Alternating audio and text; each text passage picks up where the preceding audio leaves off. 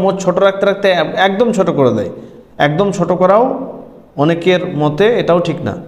যেরকম অনেক আসার থেকে, অনেক সালাফদের থেকে বর্ণিত রয়েছে, সাহাবা ইকরামদের থেকে এবং তারপরের তাবেঈনদের থেকে, তেনারা মোচ রাখতেন হালকা হালকা মোচ রাখতেন, পুরো একদম ছিলে ফেলতেন না।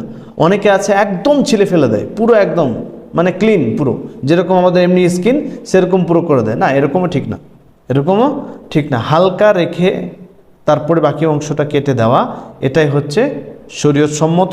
যে আল্লাহ রসুল সাল্লাহ আলাইহি ওয়াসাল্লামের কাছে কোনো এক সাহাবী এসেছিলেন এবং তার মোচ বড় ছিল। আল্লাহ রসুল সাল্লাহ আলাইহি ওয়াসাল্লামের হাতে একটি মিসওয়াক ছিল এবং সেই মিসওয়াক আল্লাহ রসুল সাল্লাহ আলাইহি ওয়াসাল্লাম তিনার মোছের উপরে রাখলেন, বাকি অংশ যেটুকু বেঁচে ছিল সেটুকু কেটে দিলেন। তো বোঝা গেল এখান থেকে যে রেখে দিলেন কিছু একটা, এখানে মিসওয়াক রেখে দিলেন এবং তারপরে বাকি অংশ কেটেছেন, মানে হালকা রেখেছেন।